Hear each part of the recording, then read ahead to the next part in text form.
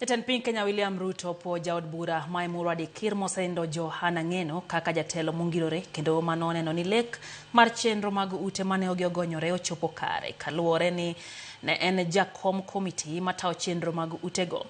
Komiti mochung' ne tawo ik mar Ng'eno oyango ni Ng'eno ibiro lamne ringre tich adek jumani eka bang'e ibiro ike tich abich jumani.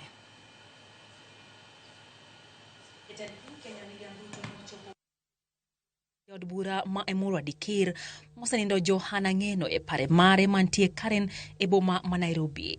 The news that came on the crash of the helicopter somewhere in Nandi County were very difficult news.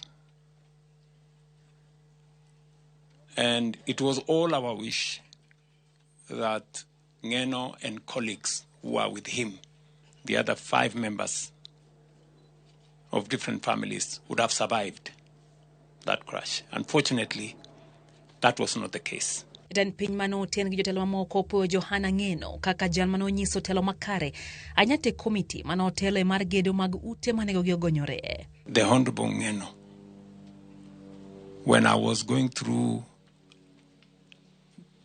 the people who would chair the different committees, I settled on Ng'eno because I knew if I persuaded him to do it, there would be no looking back.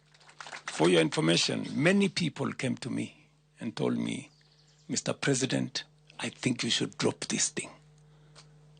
This thing is going to make you unpopular. Of all the people who came to see me, Ng'eno did not.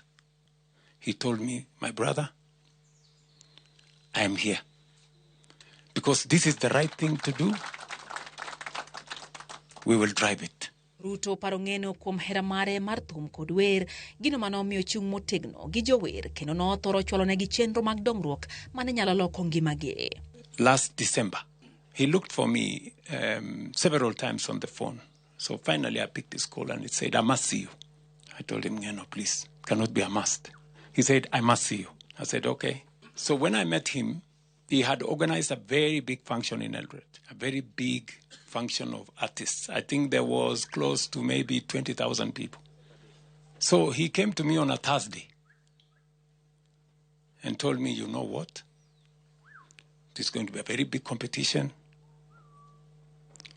and I need 20 million shillings. I told him, be serious. After a while, he told me, sorry, it's not 20 million, it's 30. So I had to do what I had to do, and we found the money.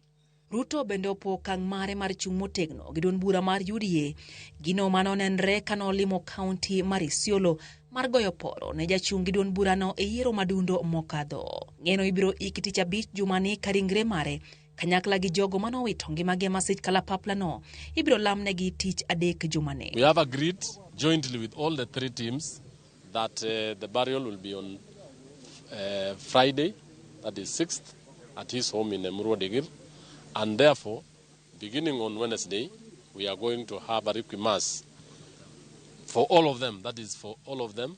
Jatend piny Kenya William Ruto singo chiwo sir ne familia mar jogo duto manolalo ngimagi e masira makamano. Bang' lendo mar odiochieng' ik, chenro mar ikruok makamano koro osechakore motelo ne kopo mar jatelono e dalane mantie Mogondo e kar chung' od bura ma Emurua Dikir kaunti ma Narok.